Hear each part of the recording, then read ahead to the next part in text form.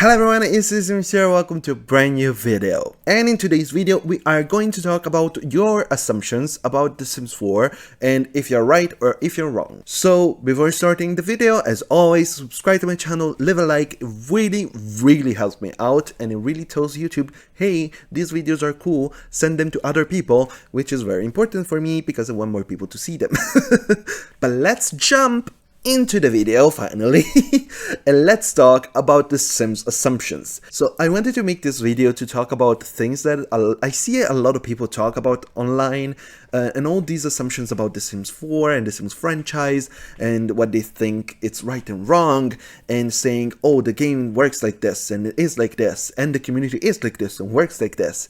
And sometimes I'm like, no, actually that's not how it works, and that's not how it is. So I have compiled a couple of assumptions that I made up myself that I've seen people say, and I wanted to explain a little bit. And then I'm gonna go through on Twitter, because they did ask on Twitter what are some of your assumptions about The Sims 4 and The Sims franchise, and I wanted to reply to some of them. So first thing first, I think the biggest assumption that I see is people saying, oh, The Sims 4 is dying.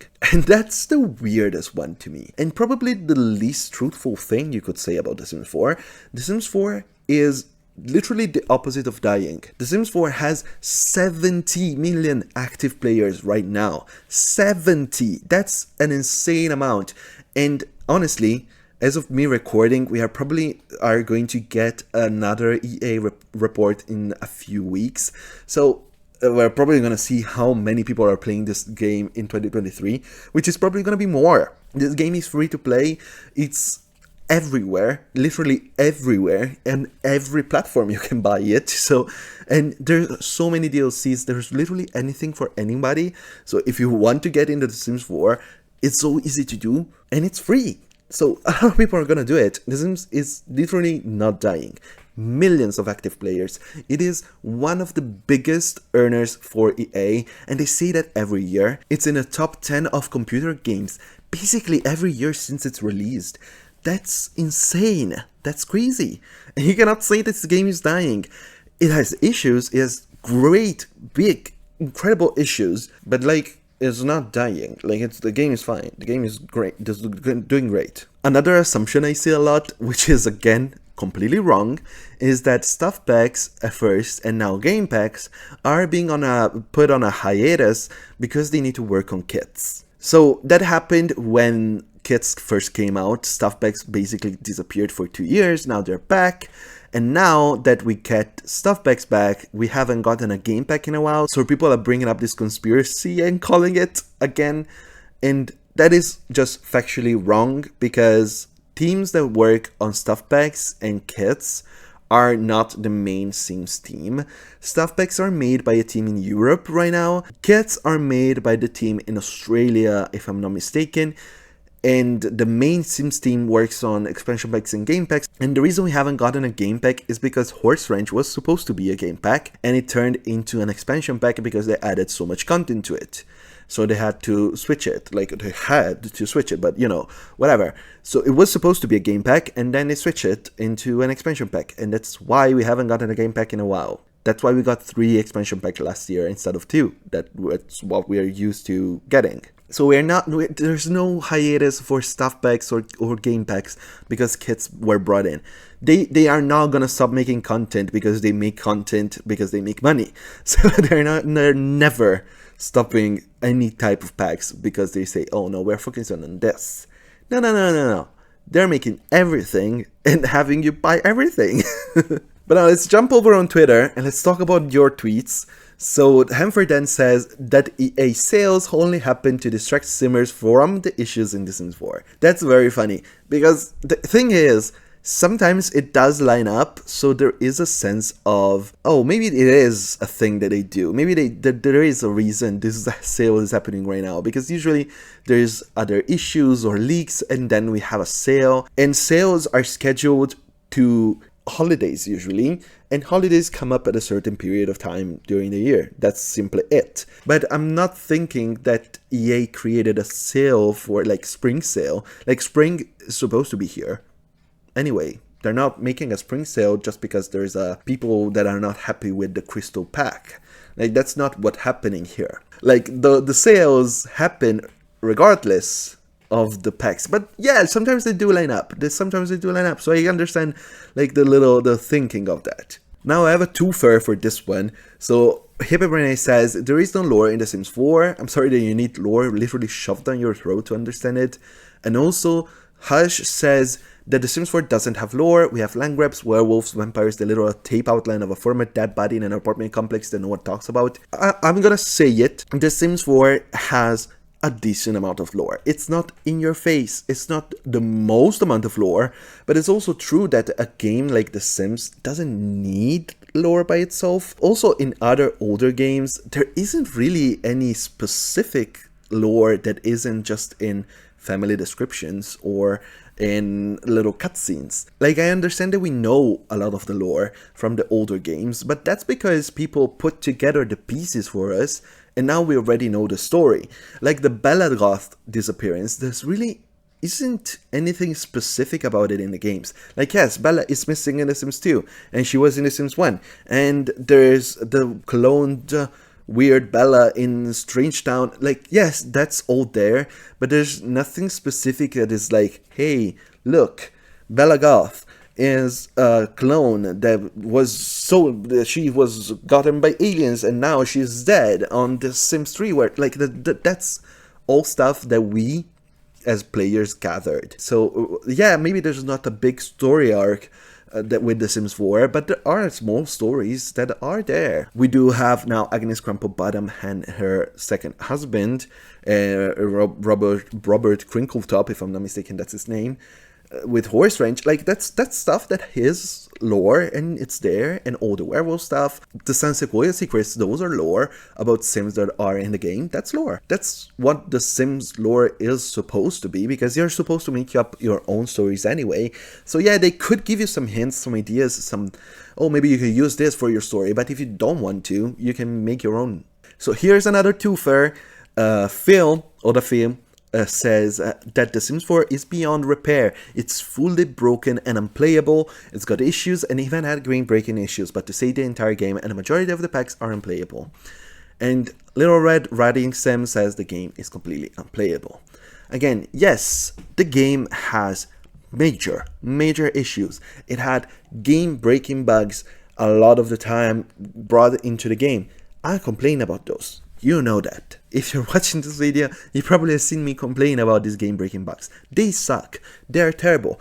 And yes, EA should be testing their game more. They should be testing their game with all the packs all in together. They should make sure that the game that they're delivering us is fixed and working and in working condition. 100%. We all agree with that. But saying The Sims 4 is completely unplayable, that is not factually not true. Like, you can boot up the game and play with it and it works. You can play with the Sims 4. You can have your own Sims. You can build your own houses. You can have them go to work and have babies without issues.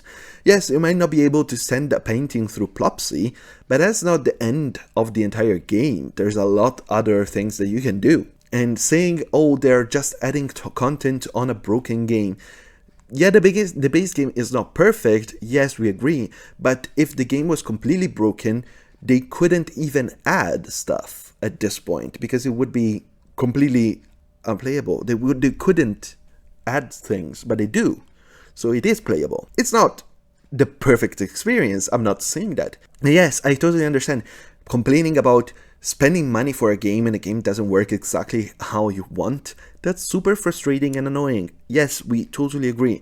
But yes, it's also true that the game is not completely broken and unplayable. You can say that it's broken though, you can say that. So this one is honestly very funny to me. There wasn't any cash grab or greed before Sims 4. That is so funny because everybody's saying, oh, The Sims 4 is such a cash grab. They're trying to push you to buy everything, which is true. Yes, they are doing that. But also, yeah, did we forget about the previous games? They've always done that. EA has always done that. EA does that with every game they own. So it is not like a case of The Sims 4 being this weird super predatory cash grabby thing. Like, it's definitely not this case. Oh, this is also very funny. This is about mothers. Starsha says that EA steals ideas from mothers just because they added a real life thing in the game. This is something that I see a fair amount when we get a new thing in the game, and it happened recently with Vitiligo, because we got Vitiligo in the game recently as a free update for the base game, and people are like, yeah, but there's mods for that, they're stealing ideas from modders because this person already made Vitiligo. And I'm like, yes, that person made Vitiligo, but Vitiligo is a thing that exists. So the developers of the game were like, hey, people want this, let's add it. They weren't looking for mods and be like, oh, yeah, see, this mod does this, so let's add it in the game, so the people don't use that mod anymore. Like, they don't care about mods that much. If they really cared about mods that much that they want to destroy them or something, they would send their lawyers to modders. Like, they could do that. They could tell modders, hey, you're not allowed to touch my game, my code, and anything. And modders would be like, okay, I cannot do it anymore. So they could do that, but they don't, because they like the mods, they use the mods, they like to implement the mods, they have a way to implement mods in the game, because they want the community to foster in that sense as well. Now, am I also saying that mods are terrible and you shouldn't use them? No, obviously, mods are amazing. I use some of the mods, and some mods are incredible. For example, some of Twisted Maxi mods I think are insane, and also I don't see them ever adding them to the game, to be honest. So yeah, if the Sims team is adding something to the base game, you also have to take into consideration that not everyone can or wants to use mods. I know a lot of people that have computers that cannot handle mods, so they can't use them. So an update like that, it's adding things for people that can't use mods. Also, people on console, they cannot use mods as well, so they're also gonna be able to now have that feature in the game without having to buy the game again, basically on PC. Having more things in the game shouldn't be a way to say, oh yeah, it's copying modders, but should be a way to say, oh, I'm glad they added this, because now I don't have to use the mods if I don't want to. You can still use the mods if you want to. And this one from Sophist Sims is connected to the mother one. The mass mod breakage, each update is done on purpose to hurt modders. And again, this one is very funny to me. Again, the idea that The Sims is focusing on updating the game just to break mods, it's so insane. It's so crazy. Like, as I said, they care about mods in the sense they want the community to continue to foster in that sense, but they don't care about mods in the sense they want to get rid of mods. Otherwise, they wouldn't have a way for you to just drag your mods into a folder and then the mods is in the game. They would take that out if they don't want us to use mods. If they want modders to get gotten and never work again in their life, they had ways to do that. They could get rid of the mod usage. They could send lawyers to the modders and be like, cease and desist, if you don't stop making mods, we are taking you to court.